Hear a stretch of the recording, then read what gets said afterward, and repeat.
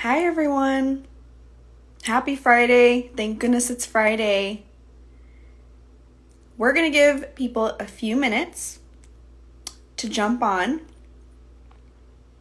and then we'll welcome in Dr. Paula Maez.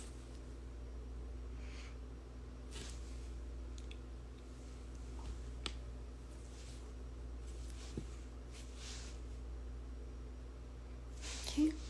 There she is. Hi everyone. I'm going to wave at some folks.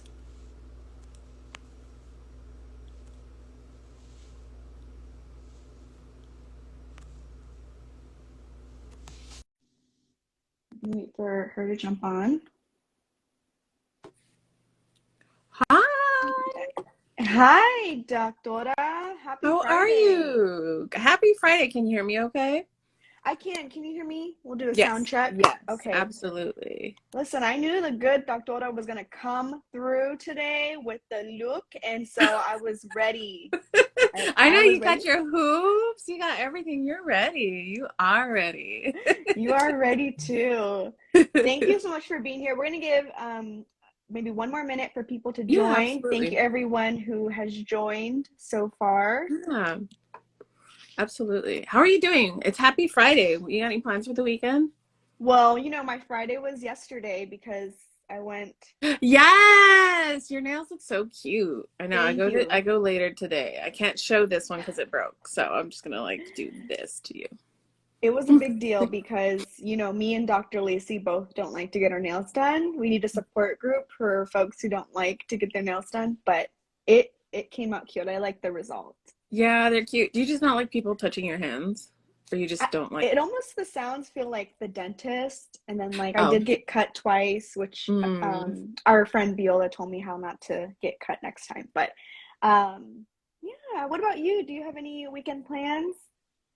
I do. So tomorrow, so now that I've finished and I'm doctora now, I like to do crafting stuff. So I registered for a crafty workshop. So do you know the Crafty Chica? Yeah, they're in Phoenix. Phoenix, yeah. Yeah. So she's doing an online craft workshop tomorrow.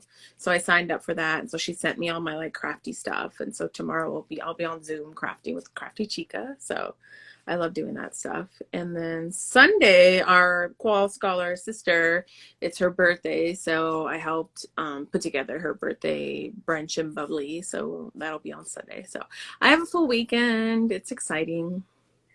It's gonna be fun. You have to send photos or take Oh yeah, pictures for I'll put us. it on my Instagram.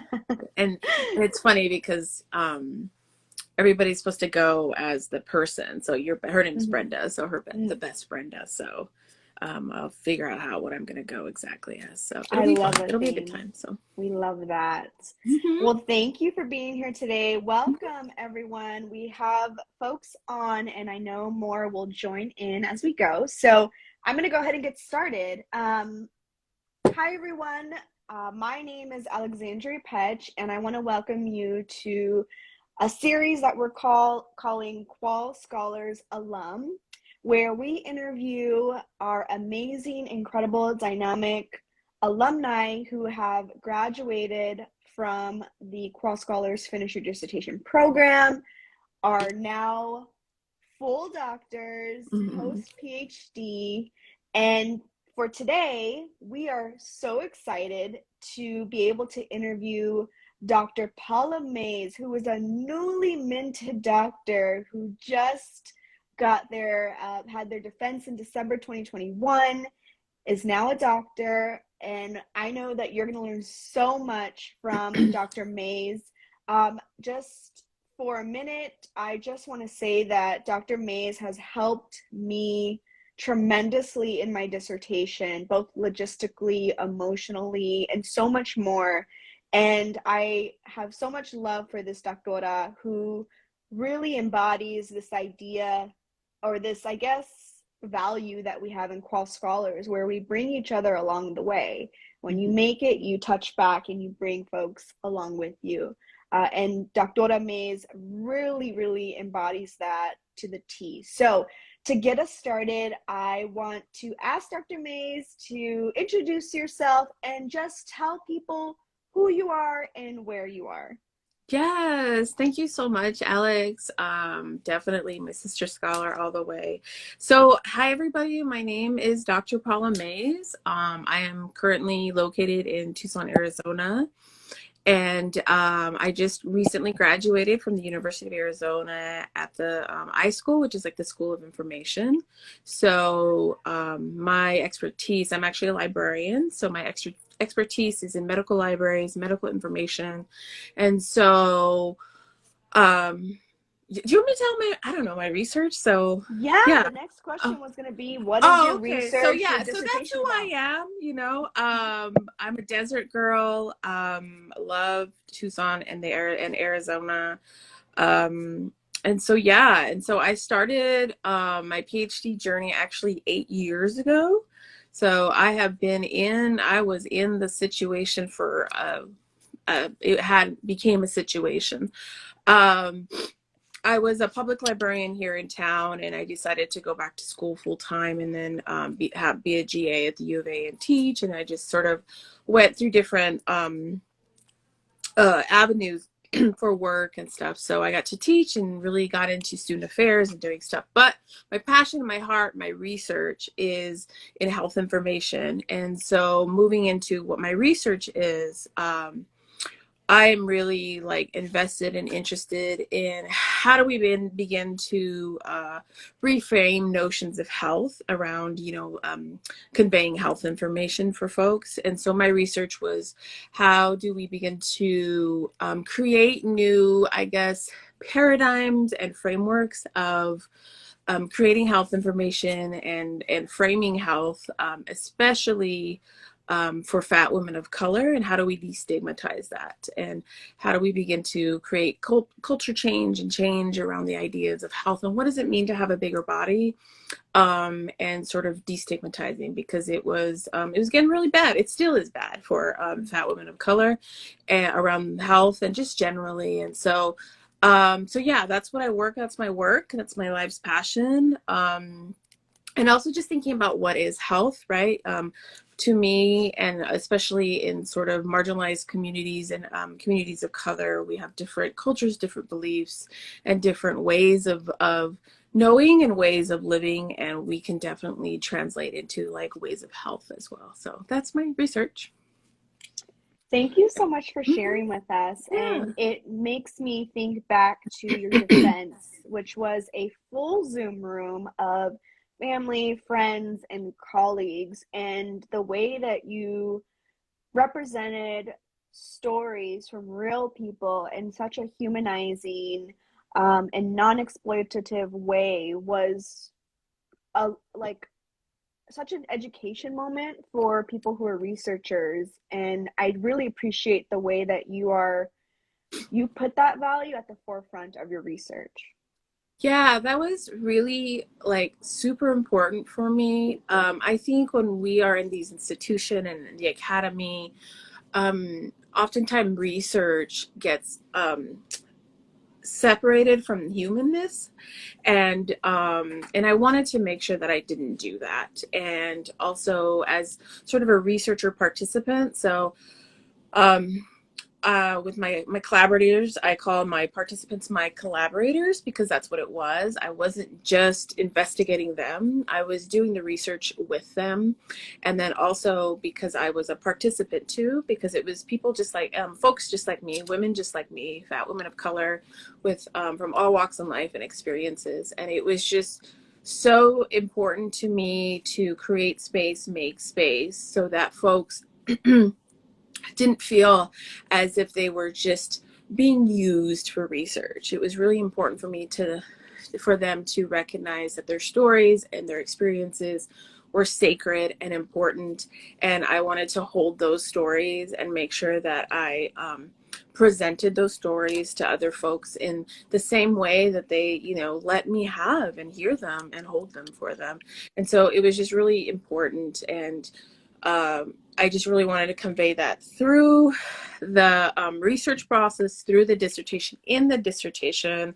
So, as some folks know that went to my defense, but able to read it in my dissertation, I wrote a love letter to my collaborators, and just recognize the importance of their stories and their experiences, and how them sharing that is really changing the world and changing culture and just how important that is. So yeah, I really wanted to convey that and just really hold those stories and hold those collaborators in such a way, because I was truly honored for them to participate and be a part of my research, for sure.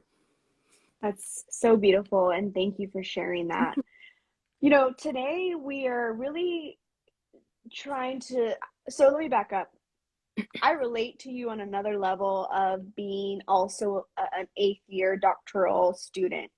And today's talk is about navigating through the other side when the dissertation feels like it's never ending. How do you push through? Sometimes when we are in a long, it's been a while that we've been in our program, we start to think of ourselves as long timers. Are we ever going to finish? And, I want to ask you, you had been in your program for some time, and all of a sudden you decide to join Finish Your Dissertation. Why did you join after, or how did you come into the decision of joining Finish Your Dissertation?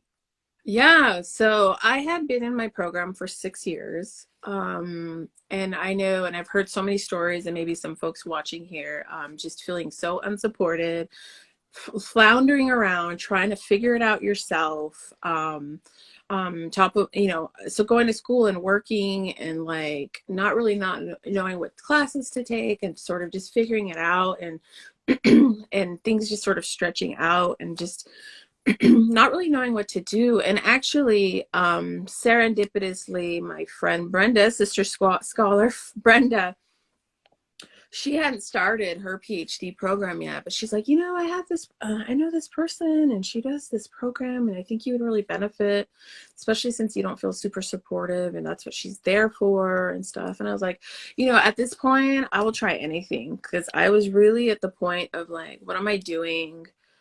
Is this even right? Like, why am I here? Like, I'm so miserable. Like, I was in the midst and of like managing depression and anxiety, which I know many PhD students understand and know, just a lot of different things. And so I was like, let me just go see. Let me just see, maybe just having community, because as we all know, the PhD process is so isolating. Um, and maybe that's just what I need, is more community. And then going to a predominantly white institution, right? And being able to be in a room with other women of color is just so amazing, and like life changing for you, especially when it's in the realm of academia.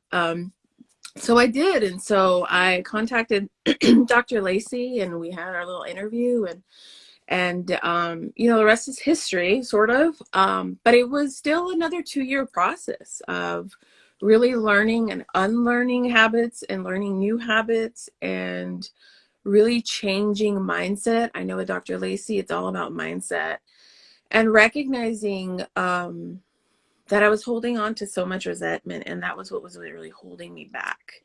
And so that's like one of the major things that Dr. Lacy taught me, was like, okay, yeah, you didn't get support. So what are you going to do about it?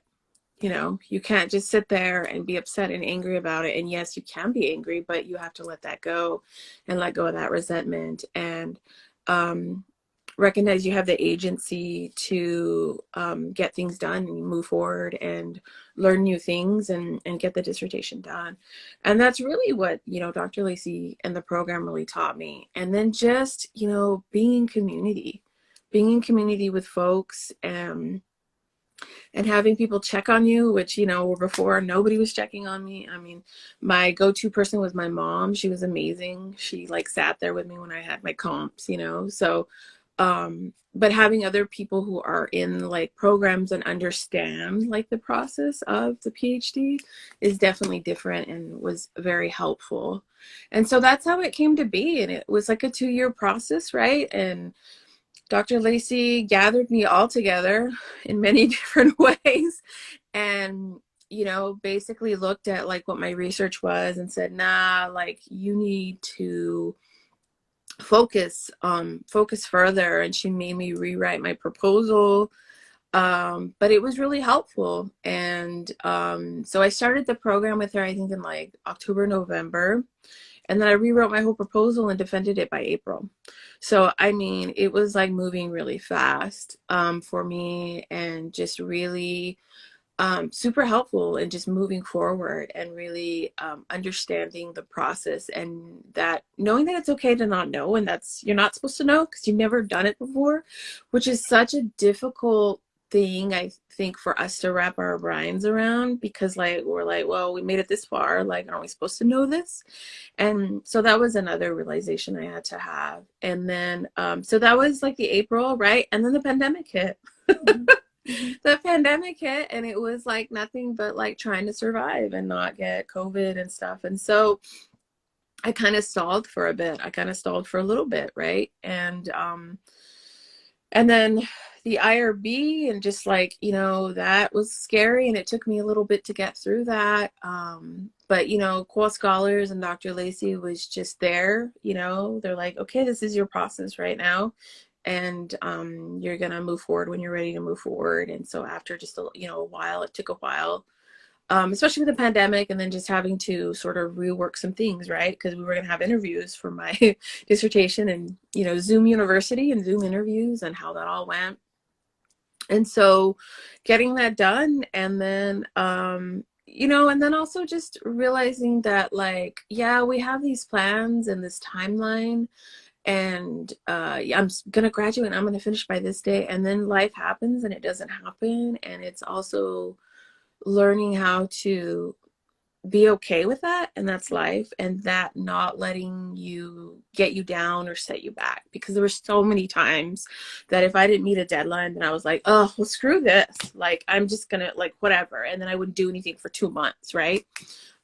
So just really getting out of that mind frame and being like, that's all right, well, this is my process, okay, let me keep going.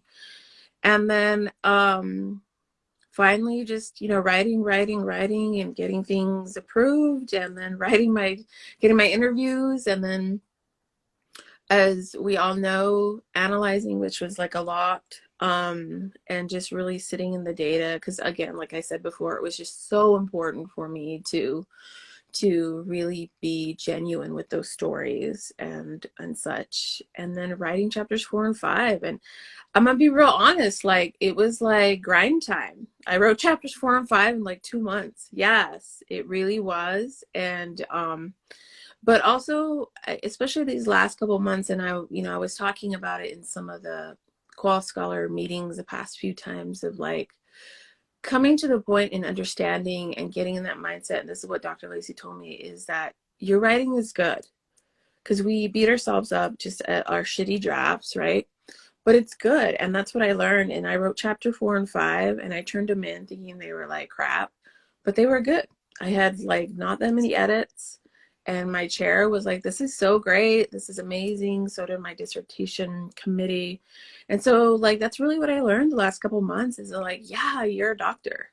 You're already a doctor. This is already it. It's just the procedure. So I know that was long-winded, so I'll stop No. talking. But like, that was really the process for me, and recognizing that it's all right. It's okay to be in the programs, in the process, longer than possibly expected, and that's just where it is, and that's where you are, and to not give up, and that I was gonna get there. And Dr. Lacy taught me that, and I wrote that in my acknowledgments in my dissertation. Dr. Lacy was the first person who saw that I was a doctor before me, that told me, like she knew I'd be a doctor before I did. So I need you to have on my speed dial. Yes, Edwina. Yes, Hi, Edwina. absolutely. Thank you, Dr. Oda, and hi to everyone who has joined us. Thank you for tuning in. We'll definitely be saving this live as well. I want to touch on a few things that you mentioned, Paula. And the first one was, we were in a meeting this week, and Dr. Lacy told us the sooner and the faster that you just accept your process for what it is, whether you feel like you're being lazy, whether you feel like you're stalling or whatever, the sooner that you accept that that's your process, the faster you get to the actual writing. Because Paula, what I resonate with you is this idea of being a long timer and the shame that comes along with it and the resentment and, thinking about just that saying, I wonder maybe how faster the process might have been. I don't dwell on that, right? Because we let that go. But what you were saying really, I would say, push that point home. And then a second thing I want to uplift is how you said Dr. Lacy was the first one to see you as doctor before you could even see yourself. And I want to add that your Qual Scholars family also saw that. And what I love about Finish Your Dissertation is we all as scholars have the same moments that Dr. Maez is talking about. We don't feel like we're enough. We don't know. We don't feel like we might have direction or we're doing it right.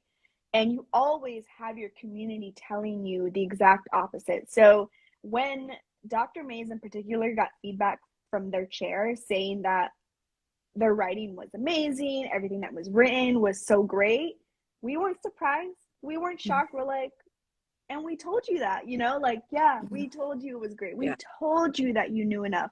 We told you that you are enough. We told you that you have enough.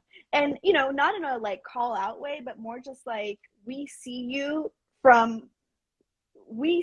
in a way that sometimes we forget to view ourselves. So I just want to I remember that moment from your chair and your feedback. So again, thank you for sharing. Yeah, absolutely. And I really want to talk on like what you said about shame. Like I feel like the PhD process is entrenched or drenched in shame, right? And just like trying to really work through that and get past that and yeah, the shame's there, but it is what it is and you move on. And before you know it, you know, things roll off your back easier and you don't oh, well, at least for me, I didn't spiral like I would before and maybe getting bad feedback or missing a deadline or getting stuck for a little bit. So yeah, and this is what Qual Scholars really taught me is how to move past that shame. Sit in that shame, yes, you gotta sit in it a little bit, and it's like a little painful and it sucks, but you move past it and you don't let that hold you back. So Right. definitely, You yeah. don't live in that moment. You don't live there, you're visiting and you pass through. And I want to encourage folks to drop some questions in the chat too for Mhm. the doctora. I know Edwina, you mentioned how your issue is you're worried about finding a job more than finishing, and it's blocking your focus because you're currently in chapter 4. Dr. Mays, remind me, but I know you're at the same institution as Mhm. you got your PhD in, but you were also starting new jobs. Do you think you can speak to that a little Yeah, bit? absolutely. So when I was in the program, like in my PhD program, like many of us, I was a GA, I was teaching for my college, my school and such. And then I moved into actually student affairs and I worked at one of the cultural resource centers at the University of Arizona.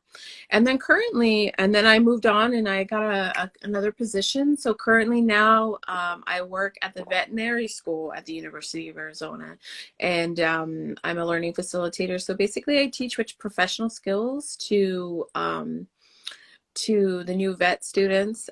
Basically, I always call it like bedside manners for vet students, but it's also like revolves around diversity and inclusion and equity. Things of that. So I teach 220 students every week. Professional skills. I work with a couple of colleagues. I really enjoy that. And I really like it too because I also get to do research without like the pressure of like publish and perish and all that. So it's a really great position where I get to teach and do research with a little less of like the pressure and such. Um, And then I also do some like side consulting gigs and stuff. And that's what's the beauty of it, you know, like I really learned that like consulting is my like go-to, and I really enjoy that. And having, you know, getting my PhD and such has really sort of opened other avenues for me, and such. So that's sort of where I'm at currently. I enjoy teaching. It is not a tenured position. I never really wanted, I thought I did when I started, but then, you know, I was in it too long. I didn't want to stay in academia in the sense of becoming like a professor, a tenured professor and stuff. And so I think I'm in a really great position right now where I get to teach and I get to be a professor, but without all the other like scary stuff of tenure. So that's not really for me. And then I have the flexibility of being able to be a consultant and do other side gigs and stuff. And so I get what, you know, this person online, Edwina, is talking about, is like worrying about it. And so I mean, I don't know. I don't know what your sort of answer to that, Alex, would be, but I think it would be like, you know, you have to concentrate on what's in front of you right now. And I do sometimes know that we don't have the privilege to do that, right? Be like, I got to find a job and such. But I would say, like, if you have to continue with the job search, you know, don't allow that to hinder you. And I know you're worried about it and stuff, but like, try to work in ways of like being able to do both, and getting and touching both every day and such, you know, and doing that. And I would say Qual Scholars really helped me do that as well. Is I learned, you know, top 3 daily things. I have become so much more productive with some of the skills and techniques that the Qual Scholars have taught me, of like how to prioritize, the concept of like decision fatigue, you know, that we spend a lot of times trying to decide what I'm supposed to do or write for that day or whatever, takes up so much time. And using those tools and techniques just really, you know, wipes that away, and you just are continuously being able to be more productive.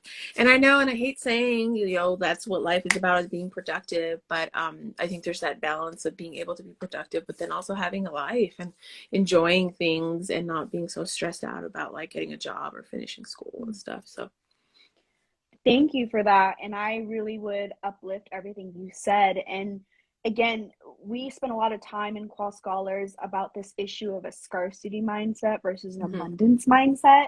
Yes. And you know, scarcity is real. There's not always the enough jobs that pay us what we're worth, and that is real. And coming from a scarcity mindset usually is instills a lot of fear in us that we're not going to get the job that we need, that we want, and we make decisions from there. And so really Dr. Lacy has encouraged us to think from a abundance mindset. What if I get my PhD first and I get the job or the career I want? Like, what if that's possible? What if that happens? And it is kind of like you have to work through that, and maybe based on like how you were raised or like how you've had to work, your mind doesn't want you to go there, but it is a challenge that I invite you to do. And Mhm. also, I would say check out, we have some really great resources on our IG. We actually have a highlight about chapter 4 and Mhm. how to literally set your timer for 7 minutes and brain dump about chapter 4 Mhm. and Mhm. produce these what we call shitty paragraphs. They're not going to look pretty and cute at first, but they're a start. So we appreciate that question, Edwina. Yeah. And I just want to say Mhm. about that abundance mindset and like the what if mindset, and what if that did happen. And that was really difficult at first. And I'm going to just say, like, it's almost like magic. When you start to believe in that, like stuff just falls in your lap. I would say that, like, I would worry about, you know, like my job. I'm not, you know, what's going on. It doesn't pay me enough. I need to get a new job, and like, but then, you know, I really like this. So it's all these buts, you know. And Dr. Lacey really taught me, is just like, well, what if that does happen? What if you don't have a job? What are you gonna do? And I think you just like get into the set of like everything's gonna be all right, and it does. It is, and you know, and no matter what happens, it's just like, all right, abundance does just come when you live in that mindset. So Mm. I see Hope has a question. Part-time student focusing on and more of a burden. Um, yes. Yeah. No, please. Yeah. Hope. That's a great question. I'm just going to reiterate it too. Hope is asking, is there any advice on balancing using timeline as motivation, but not letting them become burden? Yeah, absolutely. Right. I think it's really important to like, yeah, set those goals and be like, yeah, I got to get this chapter in by the end of this month or whatever, or I want to defend by May and such. So it is good to have that and to try to keep to those deadlines and such, because like I'm the queen of procrastinating. And so there were times that I'd be like, oh, I'm not going to make this deadline. Right. But it's also important in going back to like the notions of shame, right? Because I think that's what it is. It becomes a burden if you don't make those timelines and you feel shame around it. But then also and that's I'm not quite sure what hope means on like not becoming a burden in the sense of it stressing you out as well. I think with the program, learning how to balance work, regular life, and then student life. And I really think like the 10 hours a week program sort of that Dr. Lacy promotes really works. It really works. So it allows you to focus on those 10 hours a week, be super productive in those 10 hours, and then then you have time to do the other things, so it doesn't feel like a burden, but you are continually moving forward and meeting those timelines and those deadlines. So I think that was a really helpful lesson for me, especially in the last few months of like really trying to finish, because I mean everybody I know that has finished their dissertation, the last 3 months are like go time, like no matter how much time that you have been trying to get to it and do it and stuff, it's usually always like the last 3 months is like the go time. So yeah, so you didn't think it was really the shame, but yeah, shame is a Yeah. real beast in this. Um and I think it's really important to recognize it, where it's at, and how it presents itself, and how it presents itself within you, and how that sort of creating your own burden, and how do you sort of sit in that shame and release that shame, because academia is one pit of shame, that's for sure.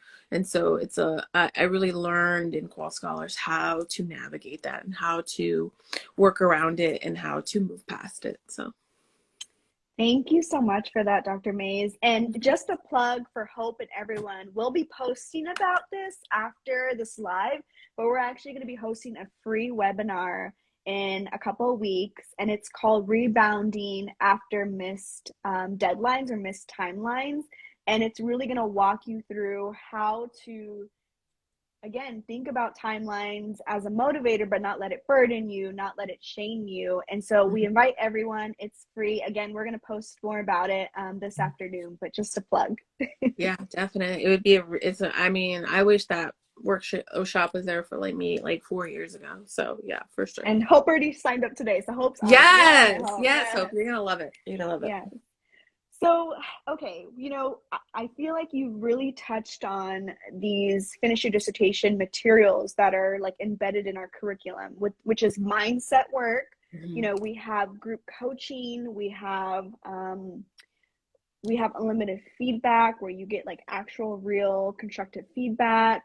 Um, we have right away sessions twice a week for 2 hours where it's dedicated writing time. And, we have these dissertation courses so much. And you talked a little bit, but I just want to ask you one more time. When you think about the Finish Your Dissertation materials and curriculum, what would you say helped you finish the most in terms of finishing your dissertation? Man, that's really hard. They all really helped, but I would say, so when it comes to like academic and learning, I'm a very linear A to Z type of girl. Other things in my life, I'm all over the place. But when it comes to that, I need lots of structure. I need A to Z. I need somebody to show me the graph, like how do you want it done and such. And so I think what really helped me were the lessons on how to write each chapter. Dr. Lacy has these videos and these outlines for you. right? Because we go into the program and they expect you to know how to write a dissertation. I don't know how to write a dissertation. I've never written one before. And so, excuse me. So I think those were so helpful because it literally is an outline of a chapter of be like, okay, in this first paragraph, this is what you're going to write. In this second paragraph, this is what you're going to write. This is this section. This is this section. So that was super helpful for chapter 2, because the elusive chapter 2 that always gets everybody, with her program and with the outline and the way that she does it. I wrote my chapter 2 in a week. So some people spend years on chapter 2. So there was that. And then when it came to the end and crunch time of chapter 4 and 5 and using those outlines, like I knew exactly what needed to be in each chapter. And of course, like you can, make it your own chapter as well with other things, which I did. But seeing something and how to actually do it in simple steps was so helpful to me and just really got me to the finish line. It really did. I think that was one. And the second thing I would say, because I know I was only supposed to say one, but I have to say two, is the community.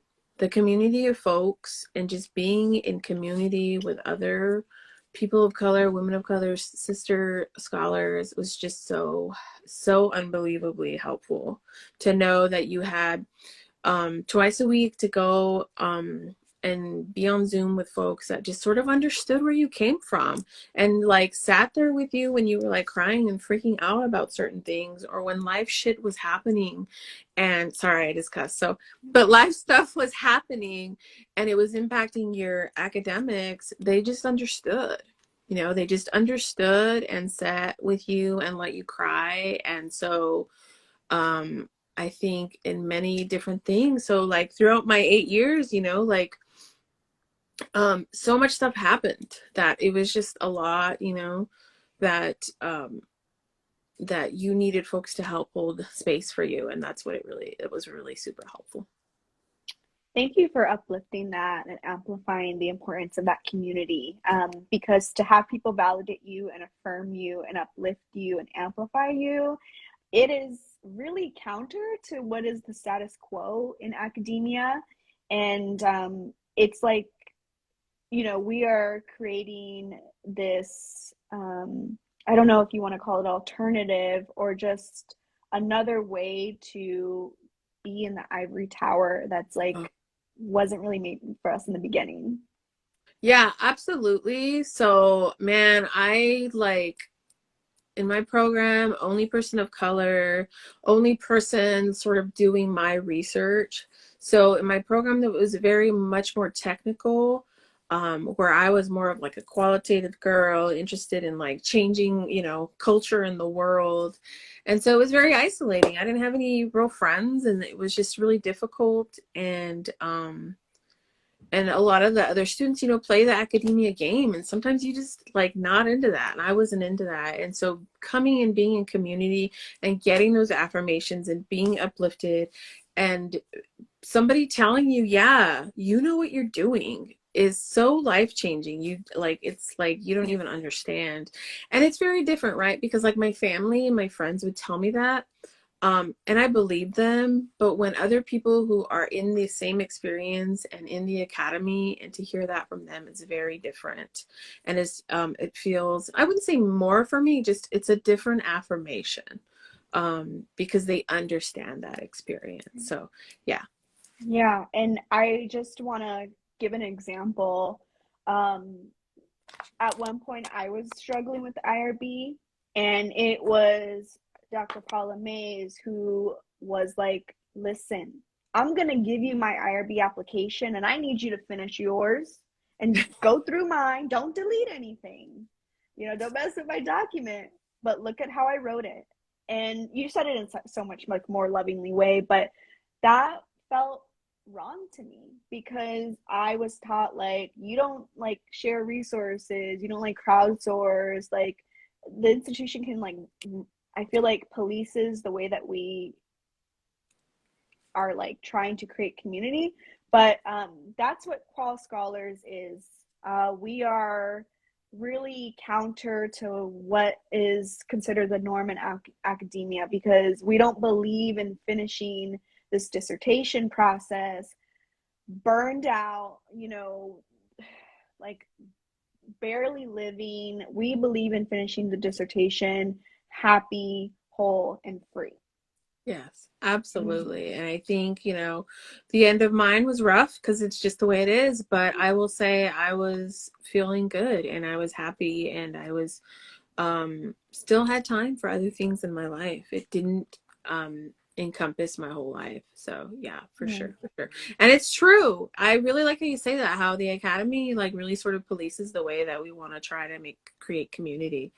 And when I did tell Alex, I was like, just copy and paste my stuff. Like, it's fine. Like, and I'm sure people in the academy are like, oh, no. But like, why reinvent the wheel? That's just what I'm saying. And it's like, Yeah. create such to me like it would bring peace, right, of like not having to worry about like, am I doing this right? I was like, no, this already got accepted, so I know it's right, so let me just sort of use that as an example. So for And sure. I have just paid that forward and given my own IRB application to others. Like, just Mm-hmm. copy and paste, because we should be about, ideally it should be about bringing each other along versus like this like hidden curriculum, like things like that. So Competition. Mm-hmm. Yeah, competition. for sure. Yep.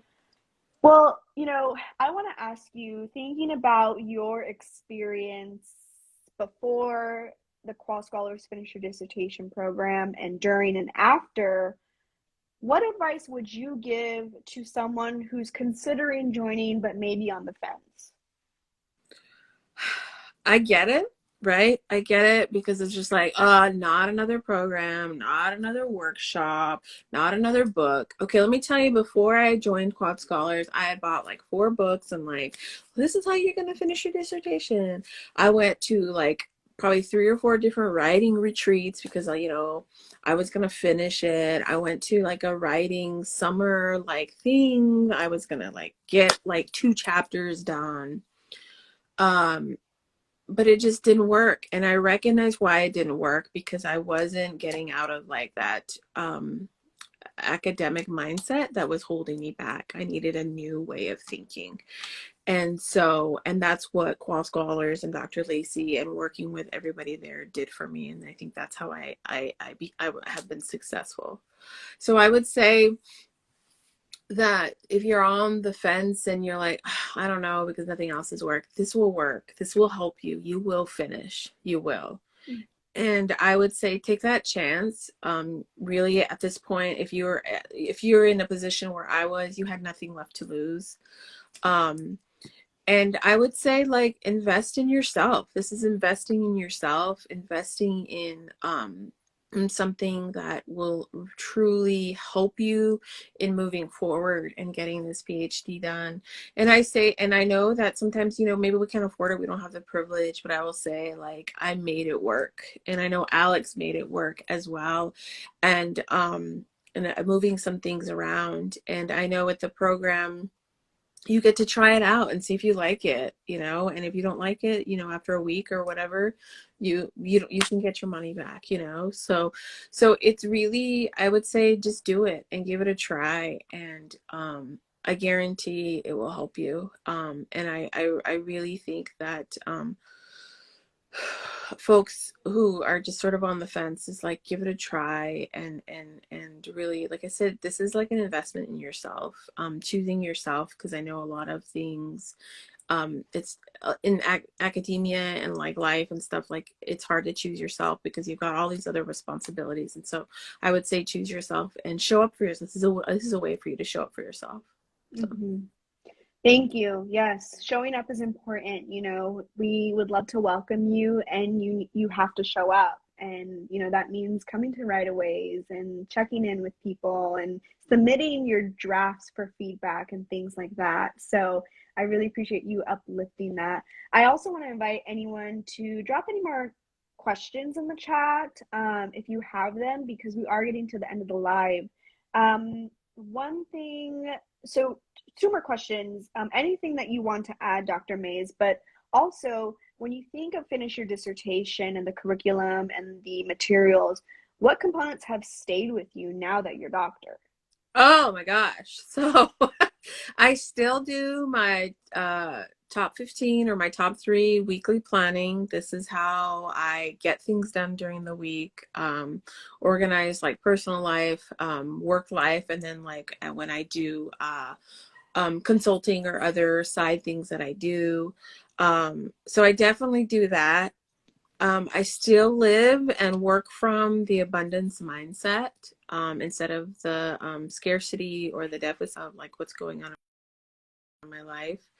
And I think living in that mindset, it like it's like it's prosperous. You know, I have manifested so many things that have come my way that I never thought possible because I sort of live in this mindset of, you know, believing in the impossible and believing in myself.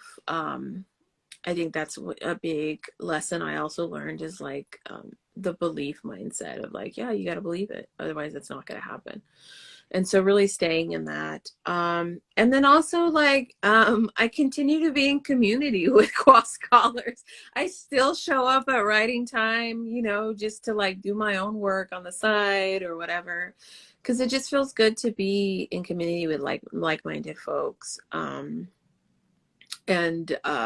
just have that, you know, people to uplift you. It's nice just to have other folks that know your experience or know maybe where you're at this present time and just be uplifted and validated and just and recognized.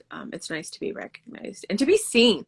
That is like huge. It's just to be seen because, you know, we always feel just so invisible oftentimes in either academic or even just at our own like workplaces, right?